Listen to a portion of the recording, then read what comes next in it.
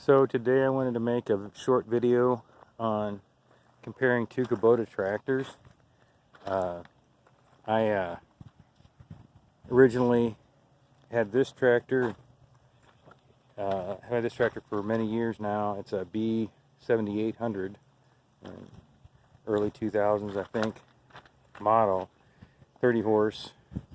It weighs about 1,700 pounds, I think, without the loader. And it has an LA402 loader on it. And as you can see, I've also added a tooth bar, a Piranha tooth bar to the bucket. That was like an excellent addition. I can do another video on that. But today I just wanted to talk about the two tractors and why I bought a different one, and then I'm going to compare them, and I'm going to keep both of them for a while just for that purpose. So this is spring 2019, and I'm going to keep both tractors probably at least through the summer, and then see if I'm going to keep one or both. I don't know yet. This tractor has, I don't know if you can see that, about 630 hours on it. And this tractor I just bought, it's a 15, but it only has, and it has to be on for the hours, but it has 192 hours on it. This tractor is an L3301 tractor, 33 horse, with a LA525 loader. One of the reasons I bought this newer model was for that quick attach bucket, and I'll get into that in a little bit. But anyway, I really like this tractor. I've used it for many years, and it was my first tractor with power steering. Love that. Of course, now they all have it, but it has a rinky-dink seat on it. I have to replace that. I had a seat brake, and I had that one laying around, so I stuck it on there for now. One of the big differences with this tractor, and I don't know that anybody talks about these much online, but and I think they actually still make some of these tractors that do this. It has what's called a quarter inching valve on it, and when you raise or lower an implement, you don't set it to a certain height. The rear lift is this lever here, and when you push it back, it opens the valve and comes back to center. And then when you go down, same way, it goes down in small increments. And if you watch the implement I've got on there, that's how it works. There's no set height like there is with a lot of tractors, which I wasn't used to at all. At first, hated it, and have come to like it. I'm still not sure if I would rather have it, but it doesn't bother me anymore to have it. It's nice to fine tune the height of whatever your implement is, but it's not. You always have to look over your shoulder, whereas if you had a rotary mower on it, you knew you always set it down to 5, and that's where you wanted to mow. You can't really do that with this tractor. But other than that, I really find that I've gotten used to that, and it's not a big deal. And apologies for the mess. My land is all in bottoms, and I'm constantly in mud, so it's a little dirty. One of the great additions for this tractor, let me get my shadow out of the way, is those telescoping sway bar adjustments for the lift arms right here. Those used to be a turnbuckle style, and I cannot tell you the difference it makes in putting attachments on using those bars instead of those silly turnbuckles. I don't know why they even put them on tractors. The turnbuckle style, this is so much better, and maybe sometime I'll do a different video on that. This one over here has turnbuckles. You can see it right there. And then there's a couple advantages. You can really tighten them down if you need to. For some implements I do need to, so that makes a difference. But that's some differences with this tractor right away. This tractor here, obviously it's new. This is a post emissions. This has all the emissions stuff on it. This one doesn't. This is a pre-emissions tractor, and simplicity wise, working on the engine and so on, I find this tractor to be much easier. But I've not had this tractor very long, so I'm not sure. The other owner said he didn't have many issues with it. He only had to run the regen on it once the whole time he owned it. So I don't know how that's going to work. This tractor, although it's only 3 horsepower more, is much heavier. This tractor weighs about 1,000 pounds more. I think it's about 2,800 pounds without the loader. And that's actually the main reason why I wanted to get another tractor, and I wanted to get an L series because they are beefier. If you look at the axles and you compare them, much larger on this tractor. If you look at the rear on this tractor, it's just much larger. If you look at the axles and the everything back here is just much larger than if I go over here and look at this one.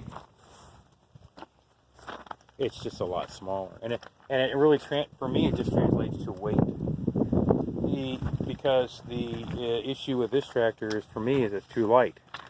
However, that can come in handy sometimes. So that's nice sometimes, but most of the times I want heavier, and that's why I bought this other tractor. Now, I thought I would get rid of this older tractor right away, but I played with this tractor over on my right, this newer one, and there's some things about it that I'm concerned about. And so that's why I decided to keep this other one and play with it for a while. First thing I did with this tractor when I bought it was, before I had mounted anything to the back of it, and it's got a bigger bucket, it's wider than this bucket, it holds quite a bit more material. There's no doubt about that. But I went over to that dirt pile right over there, and I scooped up a big pile of dirt. And you can see it's on a little bit of a hill, not much. And I went in it sideways. So I went in it exactly like you see coming from here, going into here. And right away I had a full bucket, which was nice, because the first thing I noticed on this tractor, difference-wise, was that if I had to use this tractor to try to do that, I wouldn't have been able to just push in and get a full bucket load. And the reason is because the tractor is not heavy enough. I would spin my wheels, and I'd have to jiggle it and dig it a little bit, and I could do it. It would just be it would take a little bit more effort. Whereas with this one, I just plowed right into it and it got a full bucket. The thing that concerned me was immediately I backed up and tipped on that little hill. I tipped sideways. And with this tractor, I would not have done that. And at all, I could have this bucket full of rock and not have tipped it. This one, I think partially because the bucket's wider, not just that it holds more, but it puts more material out to the side, and it holds more. That's a little bit of it, but this tractor's a lot heavier. So I thought, well, why is it tipping? And then I called the original owner and asked him, are you sure there's fluid in the tires? Because I want as much ballast in the back as I can get. And he said, yeah, there is. And I came to the tire and I pressed on the stem, and water came right out, or fluid came right out.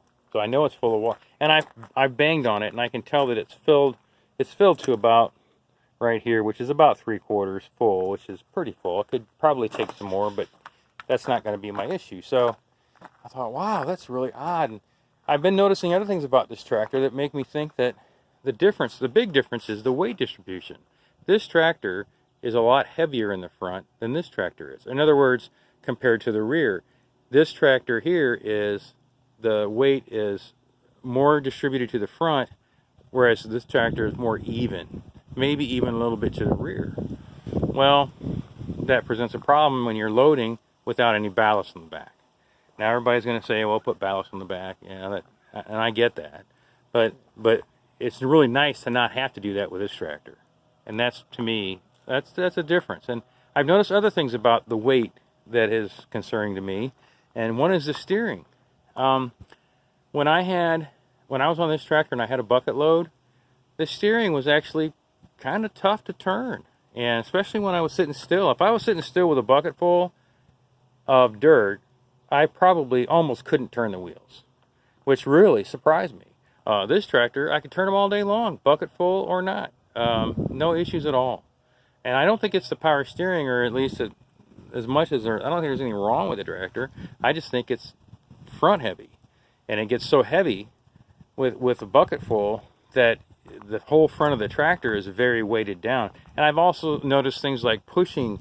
I had pallet forks on here, and I had those bricks over there. There's a pile of bricks right over there. I was moving those around, and I noticed that the same thing. I could, in some cases, without being in four-wheel drive, on this rock, I couldn't even pick that up and move it, because the front would dig in and the back tires would start spinning. And it's partially not because there's not enough power, but because the weight distribution is such that it's lifting the back a little off. So I don't have the traction I would get, or I would expect to get.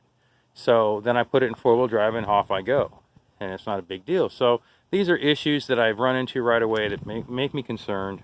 And so I'm going to play with it for a while, because I really do want the heavier tractor. And part of the reason, and I'll show you what I have on back here, is this backhoe. I bought a 3-point backhoe years ago from WoodMax for the smaller tractor, or for the older tractor. And I can't tell you how great this thing has been. It is really, really a workhorse, and I use it a lot. But this tractor, the older tractor, I use it solely on this tractor so far. It just is just a hair too big. It weighs about 1,000 pounds, just under, I think, a 900 and something odd pounds for that backhoe. And I have already bent turnbuckles. I have bent, when they used to be turnbuckles, I have bent one of these bars. I had to replace it already with that hoe. Probably because I doing something I shouldn't have been doing. So I'm not too concerned about that. But when I had the hoe on here, and I would have the bucket extended all the way out to the side of the tractor, dumping it, for example, and had the arm all the way extended, this tractor would jiggle off the ground almost, even with the stabilizers on the hoe down. So it's just not quite big enough. It makes this tractor very, very back heavy. It's very hard to steer, because now my front tires aren't hitting very good.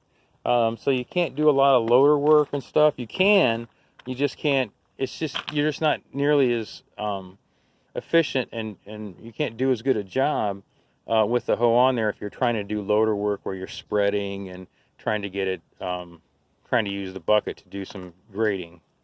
So that's one of the reasons why I wanted a bigger tractor. I wanted a heavier tractor, didn't need more horsepower, needed more weight, but I still wanted to keep it compact. I wanted to be able to get into yards. I flip houses for a living. I wanted to be able to get into yards. I wanted to be able to do things with this tractor that I did with this other tractor very easily, and not get so much bigger that I couldn't do those things. So that was, and I've got other reasons why, other situations on my hobby farm here that make it necessary for me not to get much heavier or bigger of a tractor. So this is my hoe, and one of the things you notice on the back right here, I noticed right away, is how much thicker these arms are, which is what you would expect. But these lift arms are much thicker steel than these lift arms. Now, I never had a problem with the lift arms specifically, this part here, but it makes me feel a lot better that this hoe now is on a much sturdier hitch to me than the older tractor. You can see it has a PTO pump. I had to remove the PTO shroud in order to fit that on there. It would really be way too hard to get on with it on there, so I just took it off. And I can, sometime I'll do a video on this hoe and I'll show you how it works and why I love it so much for the things that I do. It does really, it's very, very handy. It's just the right size, and I just really do like this hoe. When I mounted it on this tractor, and I'm about to go dig into that pile over there to see what it does with so much ballast and weight on the back of it now, I think it'll do better. But it's just the little bit I've done running around with it, this hoe on here, it's so much, you can just tell it's the right size tractor for this hoe. So I'm gonna stop this video now. I'm gonna hopefully update this video with more analysis, more critique later, after I've used it some, and after I have a lot of clearing work to do, and in my woods, and I have ordered a third function valve, and I'm going to do maybe an install from everything attachments. I have ordered a grapple bucket, or a grapple for the front, that's got hydraulics with it, so that that's what that third function valve is, so I can control that grapple, and I'll show that when I get it. And there is quite a bit online about that grapple, so I'm not going to spend a lot of time, I don't think, on it, but I might put some time in on the install of the third function valve. But yeah, that's just got this tractor 192 hours, and we're gonna see. I was super excited to get it, and then when I got it and started using it, the shine kind of wore off real quick. But like I said, I do want a heavier tractor. I'll show you both of them size. This one really, it's only spec-wise, it's only just a little bit wider than this tractor. It's taller.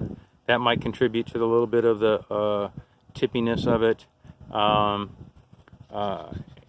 this one's got other issues with it that I don't like. The lighting is anemic. It's horrible, but that could be easily fixed, I think, with some LED lights.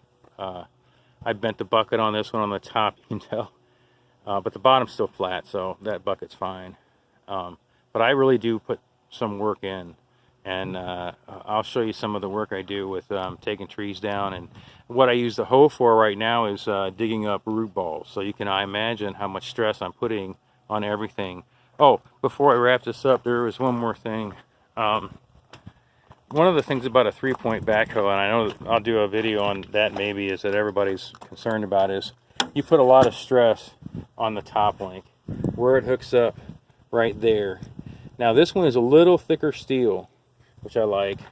Kubotas are known though for, that's not a problem with them in general, I don't think. But that's pretty thick steel on this one too. And those bolts did come loose at one point, and I've always made sure they're tight now.